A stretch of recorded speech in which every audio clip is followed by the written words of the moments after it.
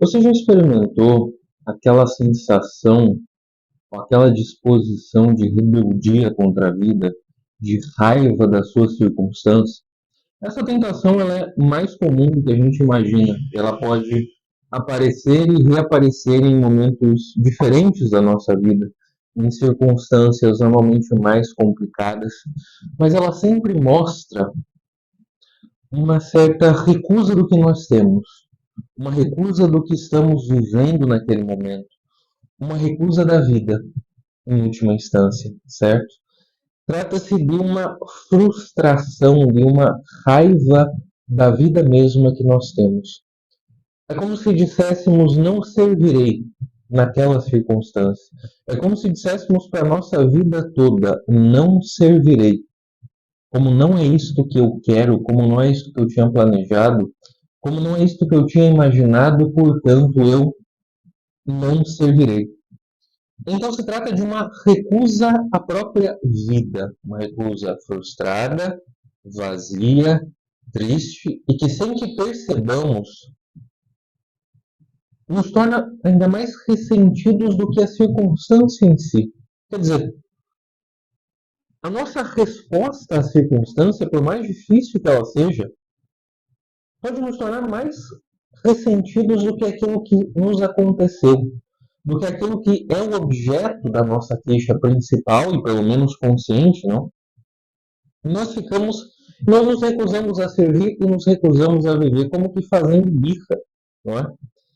O problema é que, com o tempo, nós vamos alimentando uma fantasia, normalmente uma fantasia abstrata, acerca da realidade. Nós nos imaginamos com uma outra circunstância, de um modo abstrato, deslocado, que eu já vou entrar em como ele é, não é? Eu já vou mencionar um pouco disso. Mas o fato é que nós nos deslocamos da nossa circunstância. Tal é a nossa queixa, a nossa frustração com ela, que queremos nos afastar dela por completo, né? Que queremos fugir dela de algum modo. E nós fugimos com a nossa imaginação. O meu argumento é que esse modo de fugir com a imaginação, ele além de falso, é bastante imperfeito e defeituoso. Por quê? Porque ele prostitui a capacidade da imaginação. A nossa imaginação é muito rica. Ela precisa de um cenário. Ela precisa de circunstâncias concretas. Ela precisa, para fazer uma alusão ao Proust, de partes materiais que evocam elementos imateriais de vida interior. E quando a gente alimenta essas fugas fantasiosas na nossa imaginação, essas fugas da nossa circunstância, eu quero que vocês pensem em como essas imaginações falsas, essas fantasias de outra vida, de outra circunstância, não contam com um cenário completo. Não contam com um cenário tão completo como nós temos na circunstância real, na realidade de que estamos tentando fugir. Nós queremos outra vida, outras coisas, não imaginamos tanto as coisas, mas essa nova ou diferente vida, de uma forma muito abstrata, deslocada da realidade, cujo único efeito é o de aumentar a nossa frustração. E se nós queremos outra vida, no fundo mesmo, o que nós queremos é ser outra pessoa, ser outro que não eu. A recusa da vida, em última circunstância, é uma recusa de si mesmo, de quem se é.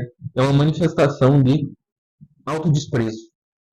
Eu quero ler para vocês um trecho aqui que eu separei do Jayber Crow, esse romance sobre o qual eu já gravei um curso, né, esse romance contemporâneo do Wendell Berry, que tem sabor de classe, e sobre o qual eu tenho um curso. Se você quiser fazer este curso, ler melhor esse livro, eu tenho certeza que vai se tornar uma parte da sua vida. O link para as inscrições está na descrição. O trecho que eu quero ler para vocês, de apenas 2 linhas, é de um personagem, companheiro do Jayber Crow, que é o protagonista e narrador desse romance, que era bem diferente do nosso herói, porque era um personagem que se afastava da própria circunstância. E vocês não precisam saber necessariamente todo o contexto, não é só esse pequeno contexto, porque eu quero que vocês fiquem com essa forma, com as palavras, com as expressões que o Jayber Crow vai empregar para se referir a esse seu conhecido, a esse seu contemporâneo, o sujeito que vivia na mesma cidade que ele, mas que tomou um rumo diferente na vida, sem sair do lugar. O nome desse personagem é Troy Chatham, tá? E o Jayber Crow diz dele o seguinte: era um sonhador. Não conseguia se imaginar do jeito que era ou onde estava. Então sonhava consigo do jeito que nunca seria. Como ele se fechou para a própria circunstância, ele se imaginava como outra pessoa, como outro eu. Esse, claro, é um caminho para verdadeira frustração. Para uma frustração, para um vazio, para um desespero que é muito maior, né, do que a rebeldia contra a circunstância.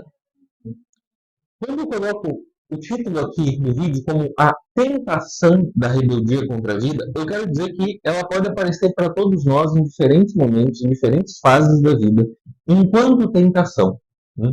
Ou seja, esse sentimento de revolta, de frustração, pode nos aparecer. A mim me ocorreu várias vezes, suponho que a você que está me assistindo também, mas como tentação.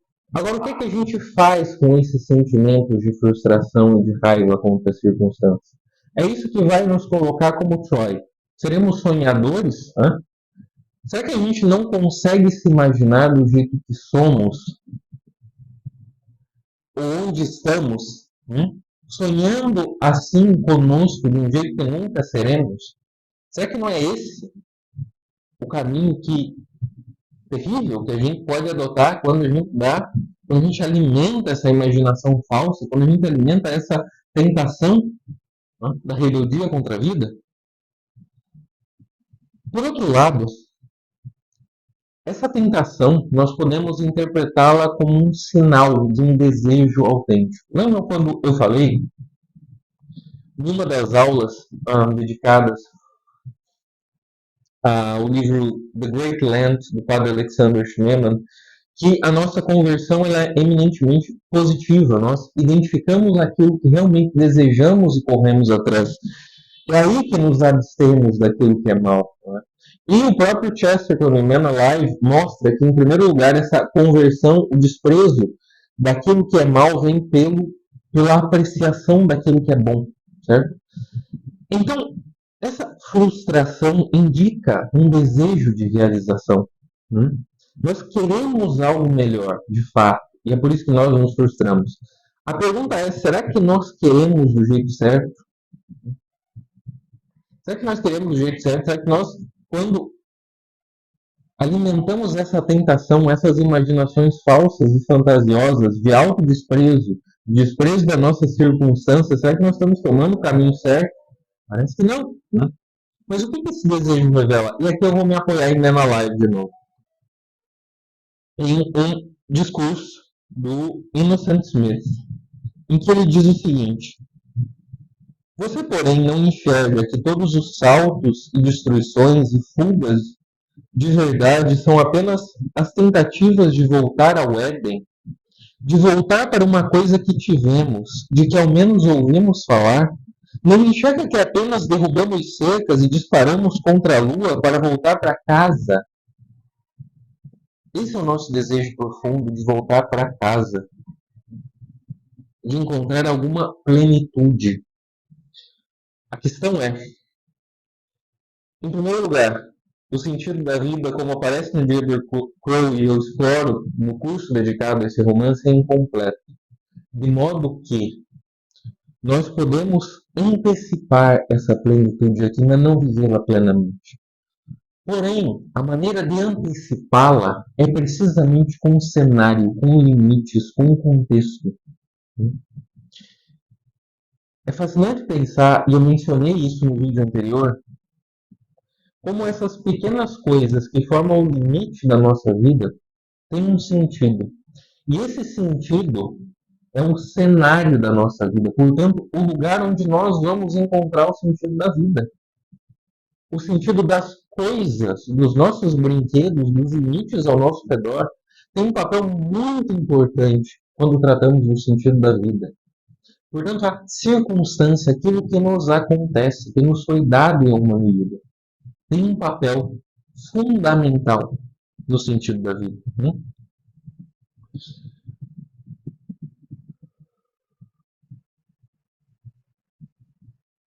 E esse desejo de plenitude, portanto, esse desejo que está lá no fundo daquela frustração, né? Nós devemos canalizar para o lugar correto e não tomar o caminho errado. É um desejo que, para começar a ser antecipado, não plenamente realizado, repito, precisa passar pela reconquista da vida. Né? Porque a rebeldia contra ela, na verdade, ata as nossas mãos. A gente vai sempre sonhar consigo mesmo do jeito que nunca seria.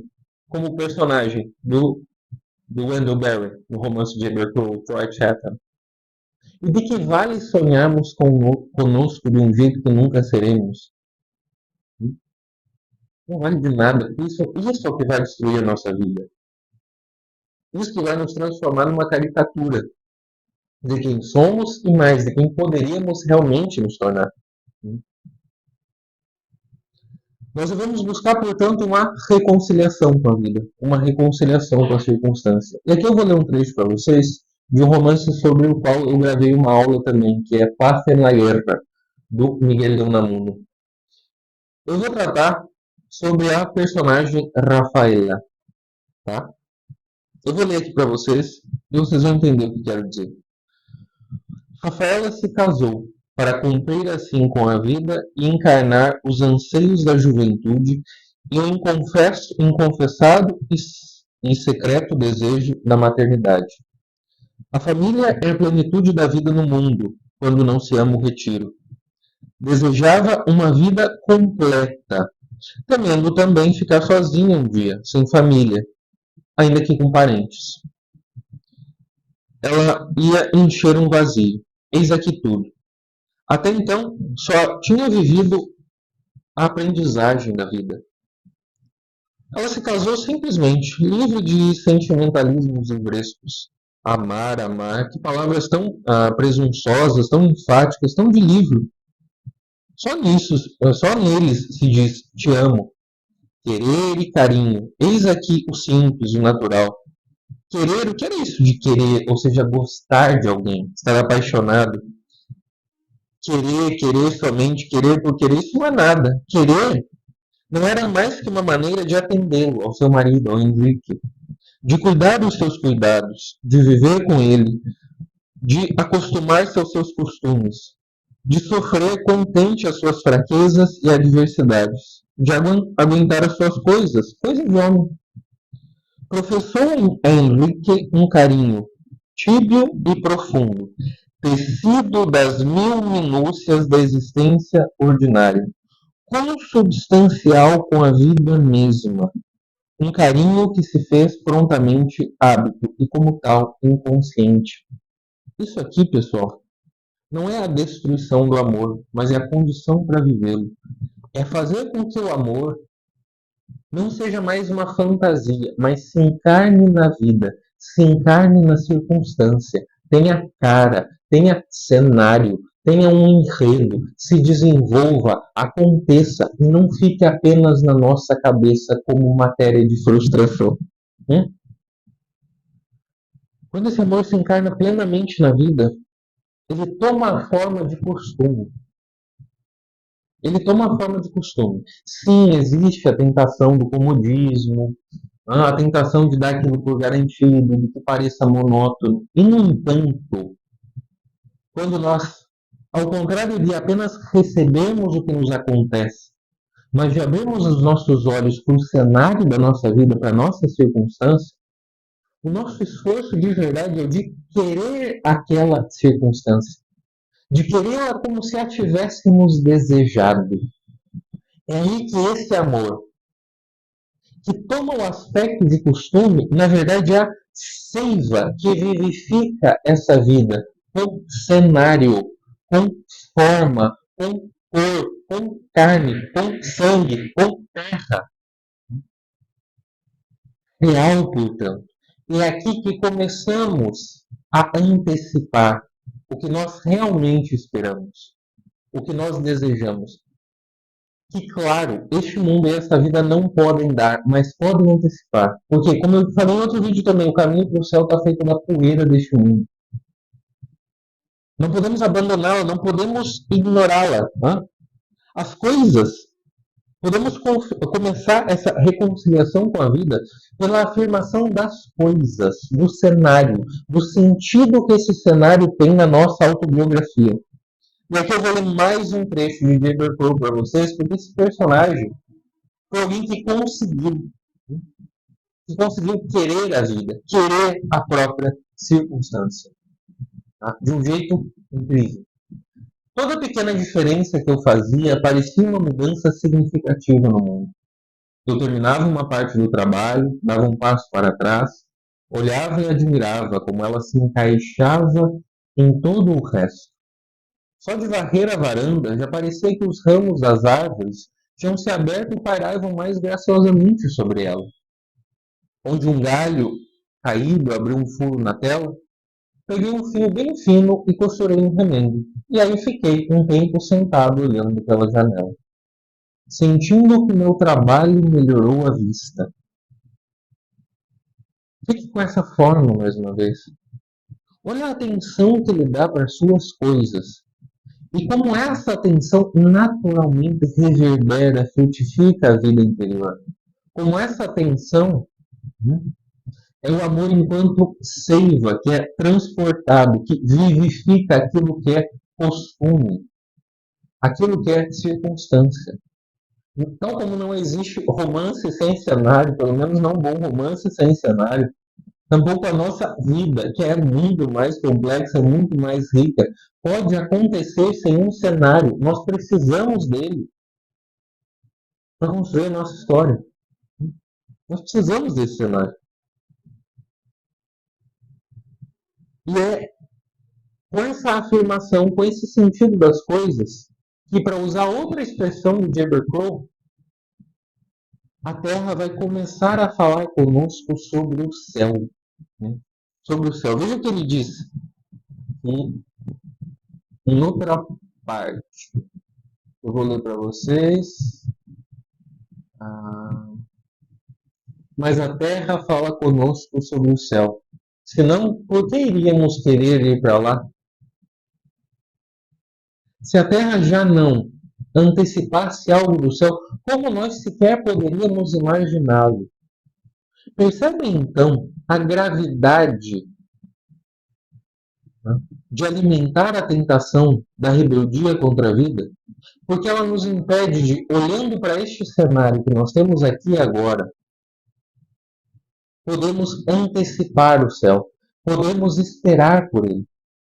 Esse é o grande risco da tentação, da rebeldia contra a vida. Certo, meus amigos? Espero que vocês tenham gostado deste vídeo, dessa pequena reflexão. Peço que deixem o like aqui, que o compartilhem também, caso alguém possa gostar desse vídeo. E que, se ainda não são inscritos, que se inscrevam no meu canal, por favor. Todas essas ações, afinal de contas, fortalecem o meu trabalho, está bem? Agradeço pela atenção de vocês e até o próximo vídeo.